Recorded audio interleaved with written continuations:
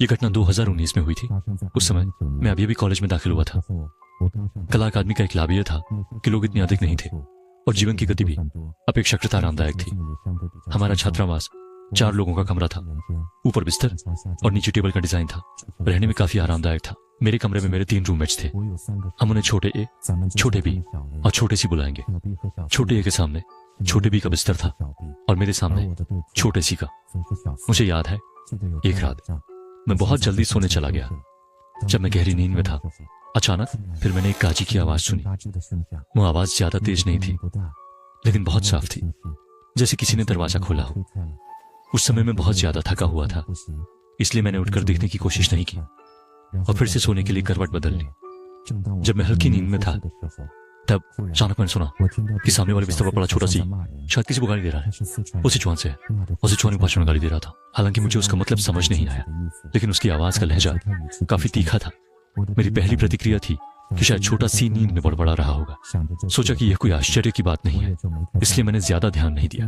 लेकिन 1-2 मिनट सुनने के बाद छोटा सी की आवाज धीरे धीरे गायब हो गई। मैंने सोचा कि वह फिर से सो गया होगा, लेकिन तभी ऐसा लगा जैसे रजाई के पैर वाले हिस्से को कोई हल्के से नीचे खींच रहा है। उसी पल मेरा दिमाग पूरी तरह से जाग गया।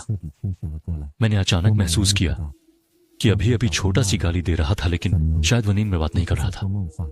क्योंकि मैंने भी घर के बुजुर्गों से सुना था कि अगर आप किसी अशुद्ध चीज का सामना करते हैं तो बिल्कुल भी घबराना नहीं चाहिए, बल्कि उसे गाली देनी चाहिए।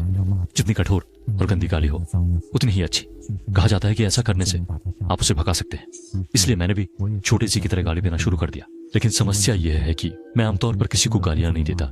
मेरे पास गाली देने का शब्द ज्ञान बहुत कम है। मैं तो हकलाते हुए रुक रुक कर गालियां दे रहा था।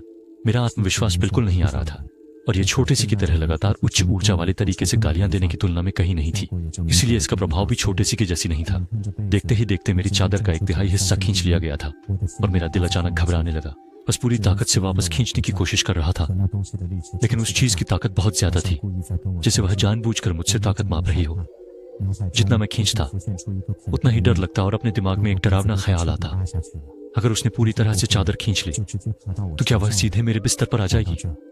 ये सोचकर गुस्सा मेरे सिर पर चढ़ गया और फिर मुझे और कुछ नहीं सूझा। मन में ठान लिया और अचानक उठ बैठा, ये देखने के लिए कि आखिर ये क्या चीज है। हालांकि जैसे ही मैं बैठा, वह चीज अचानक गायब हो गई।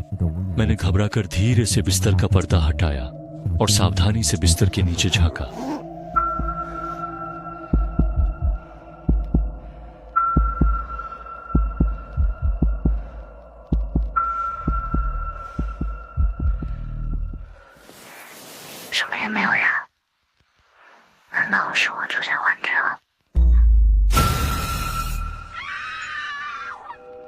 उस समय मैं सच में डर से मर ही रहा था।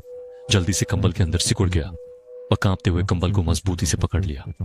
मेरे दिमाग में यह डर घूम रहा था कि कहीं वह मेरे कंबल के अंदर ना घुस जाए। लेकिन 10 मिनट से ज्यादा समय बीतने के बाद कुछ नहीं हुआ। धीरे धीरे नींद ने फिर से भय पर काबू पा लिया और मैं किसी तरह से झपकी में फिर से सो गया। जब मैं फिर से जागा तो अगली सुबह हो चुकी थी। मैं तुरंत बिस्तर से उठकर खड़ा हुआ और फौरन छोटे ए और छोटे बी को जगाया और उनसे एक एक करके पिछली रात की स्थिति के बारे में पूछा। छोटे सी ने मुझे बताया कि वो वाकई में पिछले रात उस गंदी चीज को गालियां दे रहा था और छोटे ए और छोटे बी ने कहा कि उन्होंने भी पिछली रात गाली देने की आवाज और दरवाजा खोलने की आवाज सुनी, लेकिन क्योंकि वो बहुत थके हुए थे, उन्हें लगा सब कुछ सामान्य है, इसलिए उन्होंने ज्यादा ध्यान नहीं दिया और पलटकर फिर से सो गए। उस दिन हमने चारों ने मिलकर छात्रावास अधिकारी से आवेदन करने का निर्णय लिया कि वे जाओ और स्कूल प्रशासन से डॉर्मेट्री बदलने के लिए आवेदन करो। सोचा था कि ऐसे कारण से स्कूल प्रशासन जरूर मना कर देगा, लेकिन नहीं सोचा था कि वे इतनी आसानी से मान जाएंगे। उस समय स्कूल के हॉस्टल में वास्तव में काफी खाली जगह थी। शायद उस साल दाखिले की दर कम थी। हमारे जाने के बाद उस कमरे को सील कर दिया गया, लेकिन हैरानी की बात यह है कि हमारी स्नातक तक वह कमरा कभी नहीं खोला गया। उस कमरे में वास्तव में क्या रहस्य छुपा था, कोई नहीं जानता।